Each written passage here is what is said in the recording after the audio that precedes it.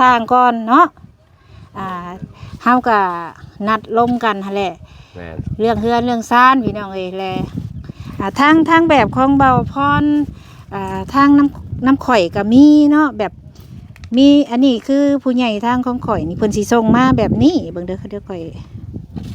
อยากให้เบิ่งก่อนจังหน่อยทางข่อยก็ได้แต่ทางเบาพรบ่ฮู้ว่าเป็น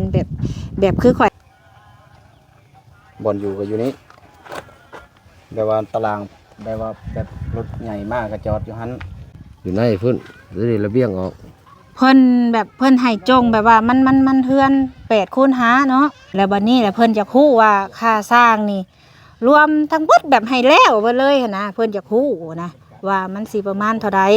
ค่าสร้างเพิ่นรวมให้แล้วเบิดเลยเด้เครื่องซุปเจ้าเนาะแม่นซุมเจ้าน่ะมีแต่มาเฮ็ด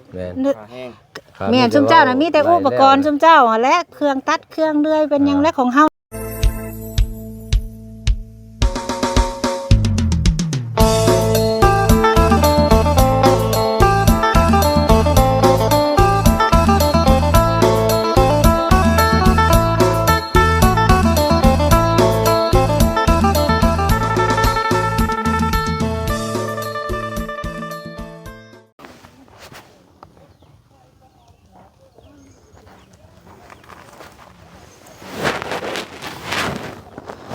กราบสบายดีพี่น้อง FC เบิร์ดสุขุสุคน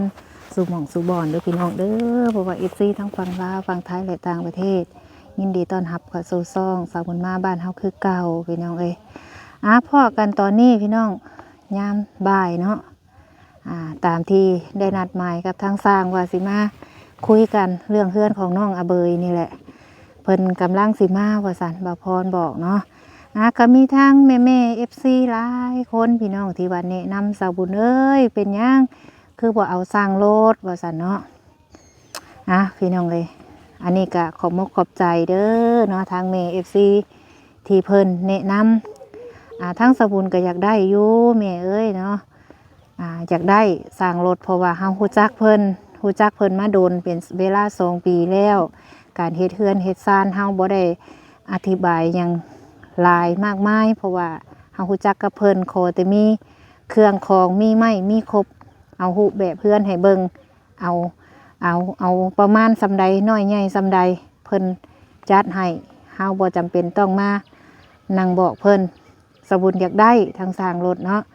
ที่สบุญว่าเอาไอ้สร้างรถคือหยังพี่น้องเอ้ยมันไกลไอ้สร้างรถเพิ่นบ่มาสบุญก็ถามแล้วลาว่ามาบ่ได้มันไกลที่คือเฮือนของน้องน้ำฝนน่ะจากบ้านไอ้สร้างรถมาฮอดเฮือนน้ำฝนน่ะผู้ที่18 กิโลที่สบุญหับส่งได้อันนี้จากบ้านสาวบุญมาหาบ้านน้องอาเบยขับรถบ่ได้พักใส่3 ชั่วโมงจากบ้านสาวบุญมาฮอดบ้านอาเบยถ้าสิเอาทิมไอ้สร้างรถมา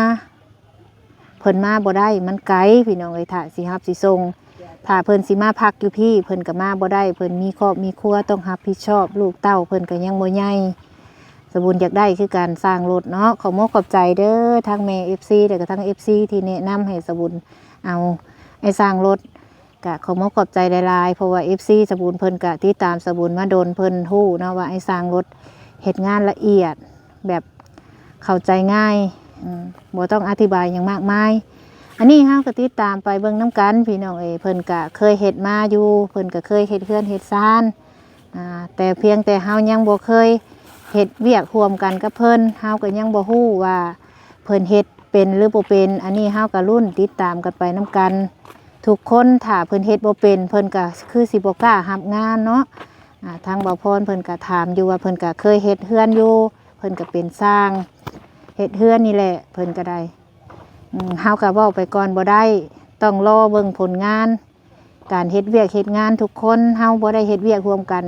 ทาง FC เพิ่นก็เป็นห่วงย่านเฮือนออกมาบ่งามว่าซั่นย่านสบุญตัดสินใจผิดได้ถ้าบ่เอาไอ้สร้างรถว่าซั่นเนาะก็ขอบใจเด้อทางแม่ FC แล้วก็ทาง FC ทุกคนที่ให้คำแนะนำสบุญก็ขอบใจหลายที่มาให้กำลังใจแล้วก็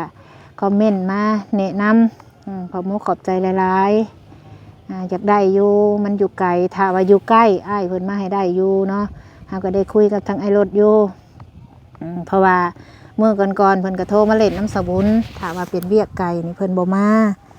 เฮาก็เข้าใจเพิ่นครอบครัวของเพิ่นนั่นแหละขอบมุกขอบใจหลายๆเนาะขอบคุณขอบคุณทางเอื้อยที่ว่าไว้วางใจสะบุญมอบเวียกให้สะบุญทำสร้างมื้อนี้เพราะว่าทางเอื้อยเพิ่นอยากออกค่าสร้างตั้งเฮือนให้น้องอเบยว่าซั่นเนาะจังใดก็ลุ้นไปน้ำกันเด้อพี่น้องถ้าว่าคลิปนี้สะบุญมาเว้าผิดพลาดประการใดก็ขอโทษขออภัยหลายๆป่ะเดี๋ยวเข้าไปพุ่นละทางเฮือนน้องอเบยก่อนตอนนี้ทางสร้างเพิ่นก็มาเดี๋ยวสะบุญสิไปทำน้ำกันทุกคนก็คือก็ใครแน่เด้อมื้อนี้กะสร้างสิมาเพิ่นก็เลยบดนี่จังน้อยเนาะขับไปน้ำกัน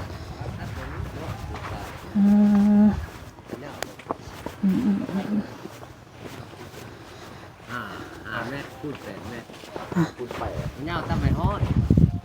นี่บ่บอกว่าหลังน้ำเราโดยสบายดีเด้อนะทางไอ้สร้างโดยสบายดีทั้งบ่พรโดยจังใดเนาะบัดนี้บ่บ่ลังเฮือนมาพี่ก่อนเจ้าเดี๋ยวเฮาถามก่อนเนาะก็มาถามเรื่องเฮือนเรื่องซ่านแหละที่นัดเจ้ามาแหละเฮาก็ได้เรื่องเฮือนของน้องอเบยนี่แหละไปแล้วเดี๋ยวเฮาขออนุญาตเด้อขออนุญาตติดมันเป็น8เมตรเด้โดยเดี๋ยวเฮาสิเรื่องเฮือนเนาะก็ได้คุยบอกเพิ่นแล้วว่าบ่พรว่ากว้างหอมซำใดมัน5เมตร5คูณ8เนาะกับปลูกไปทั้ง4พี่น้อง5คูณ8มันควางมาแบบนี้ได้คือกับคาง5เมตรนะยาวไปตามไม้ห้อยยาวไปพี่เนาะยาวไม่ห้อยนั่นแหละยาวยาวไม่ห้อยยาวไปแบบนี้เพราะว่าเพื่อนช่องห้องเด้ตัว8เมตรนี่ไปทั้ง4ติบ่พรบ่ไปแบบนี้ห้องนึงคือเกาะบ่ช่องตามไม้ห้อยนะเอานี่เบิ่งฝรั่งน้ำเราเจ้าเบิ่งแล้วบ่เดี๋ยวเอาไปทั้งใดก็ยากเฮามามื้อนี้เนาะเฮาอยากตกลงราคากันซะก่อนเรื่องเฮือนสิตั้งไปทั้งใดก็ฮอดมื้อเคิงมื้อตั้งก็ค่อยว่ากันที่นัดมามื้อนี้แม่นจุดประสงค์คืออยากฮู้ค่าสร้างก่อนเนาะเฮาก็นัดลมกันหั่นแหละแม่นเรื่องเฮือนเรื่องซ่านพี่น้องเอ้ยแลทางแบบของเบาพรทางน้ำข่อยก็มีเนาะแบบมีอันนี้คือผู้ใหญ่ทางของข่อยนี่เพิ่นสิส่งมาแบบนี้เบิ่งเด้อเดี๋ยวข่อยอย่าให้เบิ่งก่อนจังหน่อยทางข่อยก็ได้แต่ทางบ่พรบ่ฮู้ว่าเป็นแบบคือข่อยเอาขึ้นน่ะบ่พรเด้อเบาไปเบิ่งดูกำลังเฮือน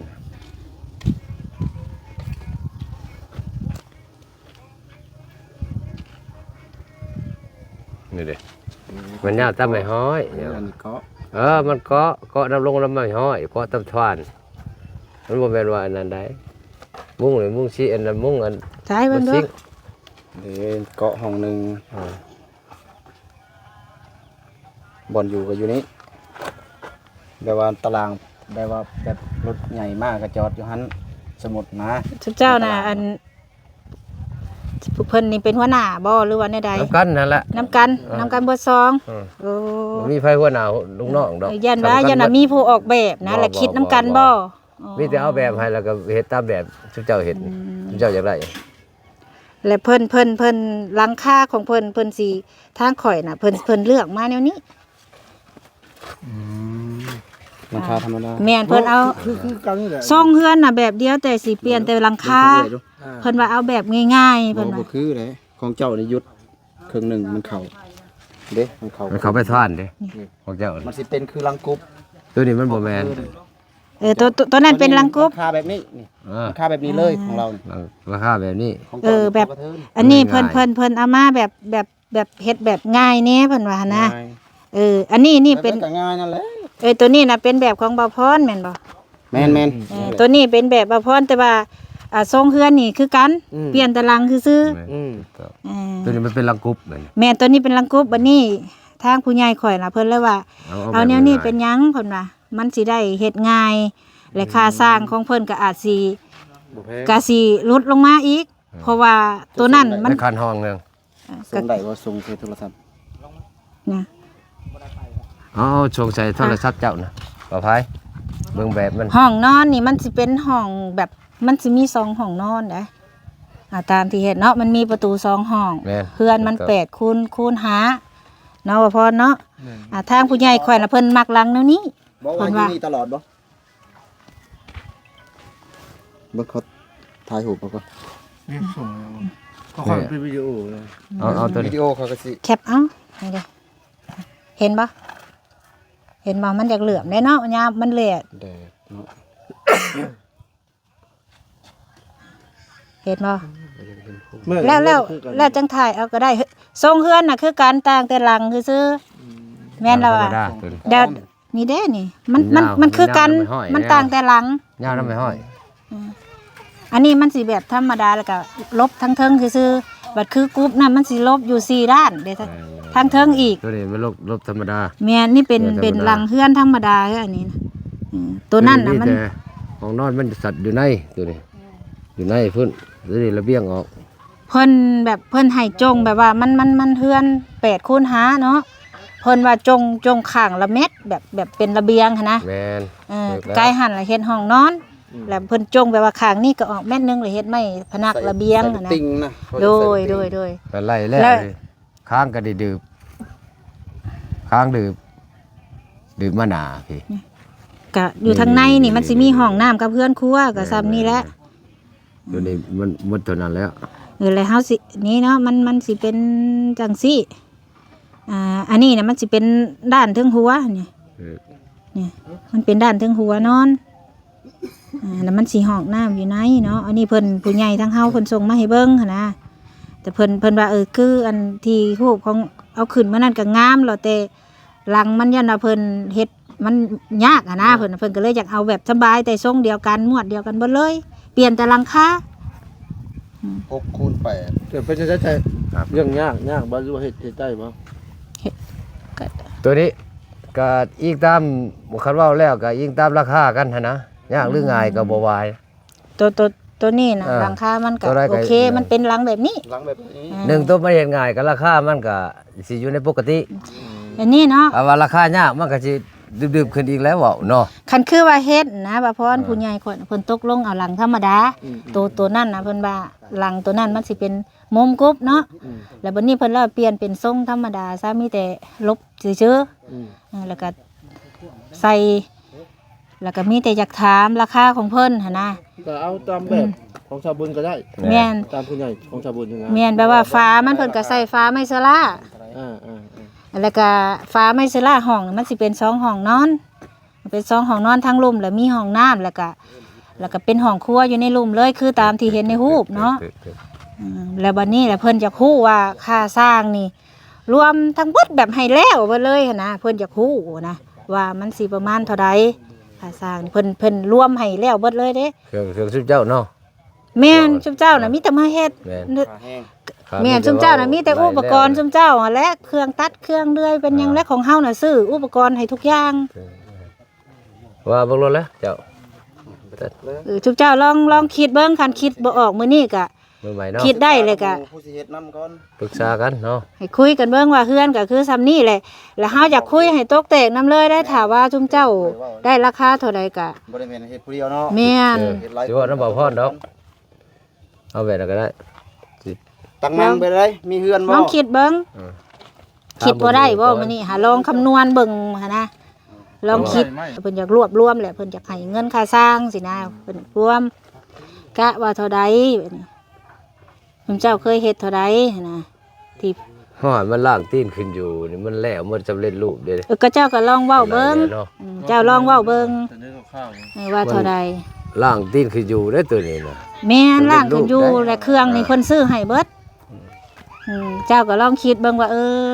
ไล่เบิ่งว่ากะสมมาพาควรเนาะ เพดานนี่ยังติ บ่ได้มีดอกเพดาน ลงเลย ก็บ่ได้มีเพดานนะ กระดานบ่มี เพราะว่าบ่ได้ยินเพิ่นเว้ามาเด้ แต่บ้านกะโลบ่มีสัตว์หลุมก็ได้ บ่มีแต่เทพื้น เทพื้น แม่น ขัดมัน เทพื้น โบก เรื่องกะโลคันมีแล้วก็จังว่ากันอีกเทื่อนึง ทำมาซ้อนมา นี่เอาเป็นแบบติดหนี้ซุเจ้าใช่ปะมื้ออื่นจักสิให้คำตอบแต่เช้าเพราะว่าสิถามเบิ่งเขาก่อนบ่ได้บ่ เอาจังซี่ซะบ่ฮอดมื้ออื่นซะย่านมื้ออื่นย่านเฮาบ่ได้มา เออ ให้เจ้ากลับไปคิด เลยกลับมาหาเฮาใหม่ก็ได้พวกเฮายังอยู่นี่คัน บ่นั่นพระจักอยู่ในชายได้บ่เบิ่งบ่สอน โอ้ยมันไปขอไผ่ครับ เออ มันก็สิยากนะเฮ็ดกับหมู่ อืม ก็เฮาสิเว้าว่า50,000แล้วหมู่เพิ่นว่าโอ้มาต่ำโพดน่ะนะ เดี๋ยวให้เราโทร สมมุติว่าช่อง ผมบอกเจ้าก็ได้ 20,000หมู่เพิ่นว่าโอ้ย คันมืออื่นนี่ มันบ่ได้ดอกเพิ่นว่ามันพอดีสิเป็นความตัว ไม่ กัน เจ้าครบบ่ สมมุติว่ามันได้เท่านั้นเท่านั้นเท่านั้น เรื่องครบ แล้วบ่ ยังบ่ทันได้ซื้อถามราคาสร้างก่อนแหละจังว่ากันเรื่องไม้ อืม เพิ่นจะคู่ก่อนไม้นี่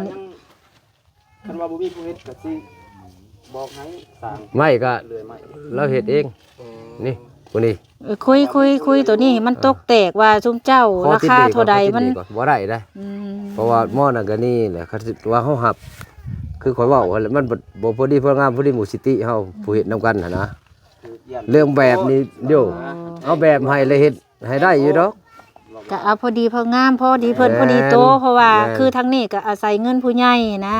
ถ้าคือเห็นแหละน้องเพิ่นก็บ่ได้มีเงินมีคำซุมเฮากับมีแต่มาเป็นสะพานบุญให้ซื่อๆเฮาก็บ่ฮู้ว่าเพิ่นสิให้มาซำใดคันคือเจ้าเว้าหลายมันก็นักทั้งเพิ่นขึ้น อีก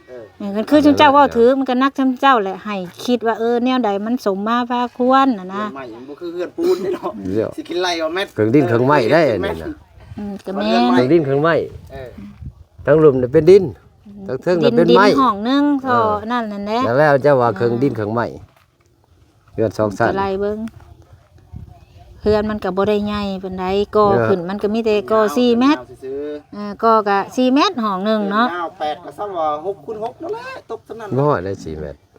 หือ บ่ฮอด4เมตร เอ้ามั ถ้าน สูง สูงเพิ่นก็บ่ได้เอาสุดเสาเพิ่นก็ยังสิฟังขึ้นฟังลงอยู่ มีแต่ช่องเม็ดป้ายนี่ เพิ่นบ่ได้ว่าเอาขึ้นสุดเสาเพิ่นก็ต้องตัดว่าแนวใดมันให้มัน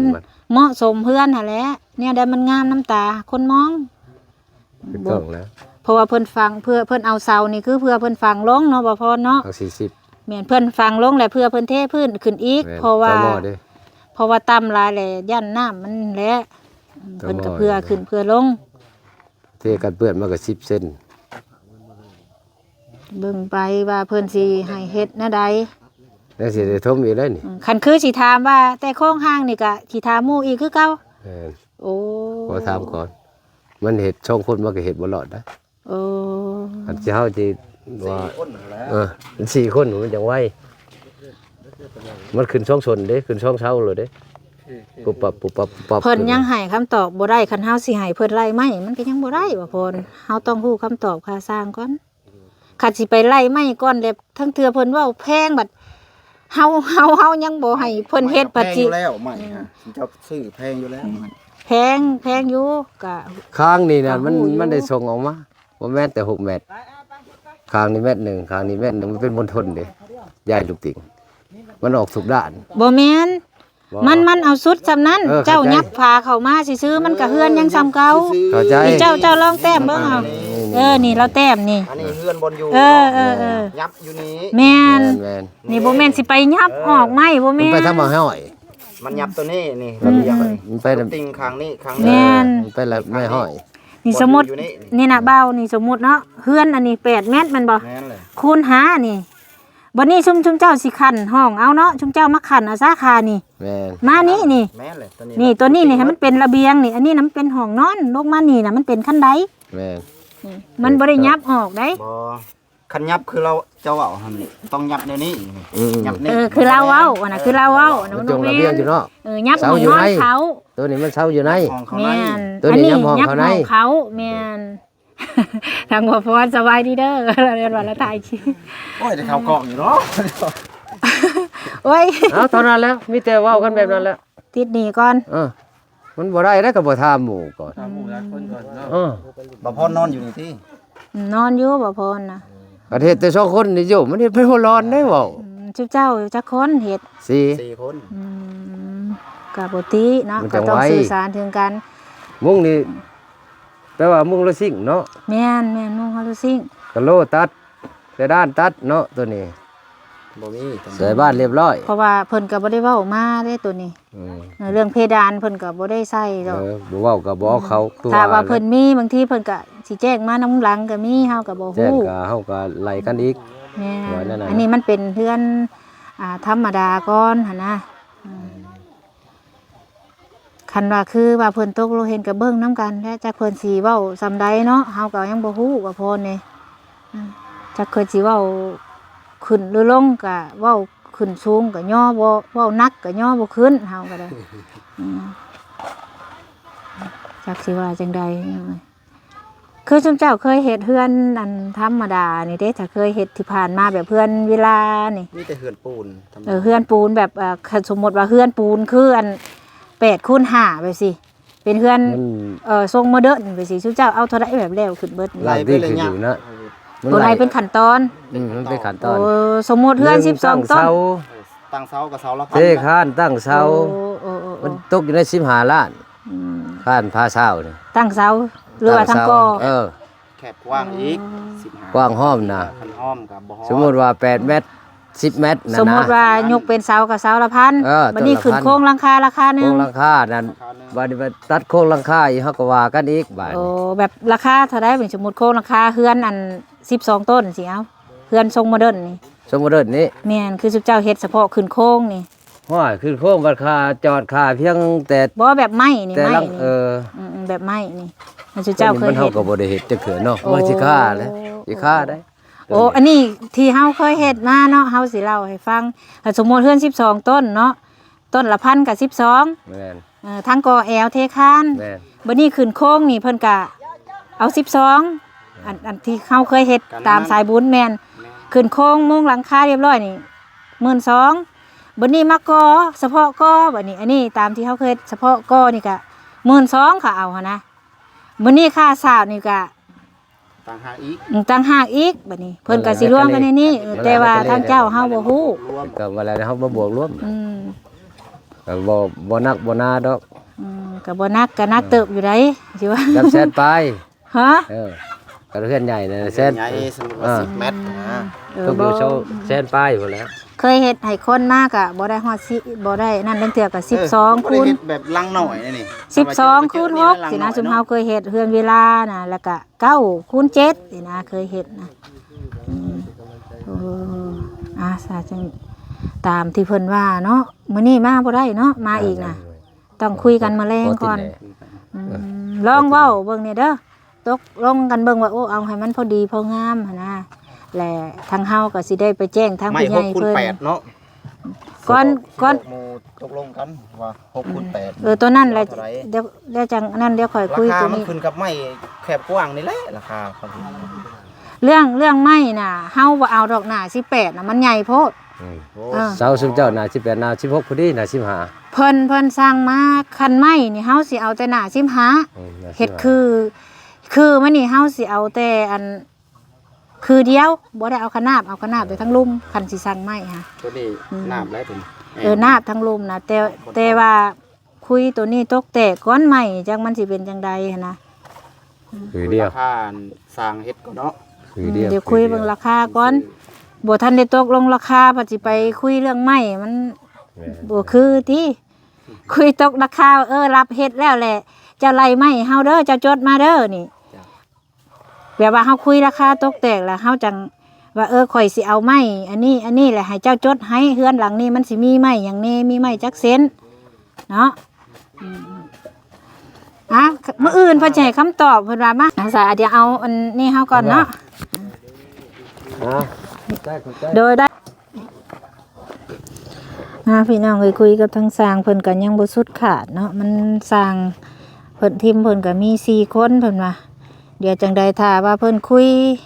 ตกลงหยังกันแล้วเพิ่นสิบอกทางบ่าวพรก็ได้เพิ่นก็ว่าเนาะเดี๋ยวทางบ่าวพรเราพักอยู่นี่อยู่นะเพราะว่าทางสุบุญ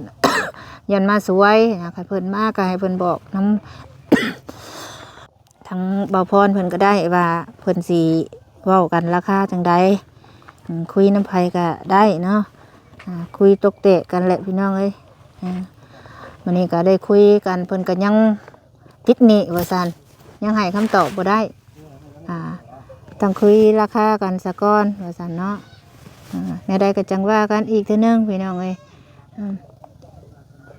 ติดตามกันไปมื้อหน้าพุ่นแหละจังสิฮู้ราคาค่าสร้างเพิ่นก็ได้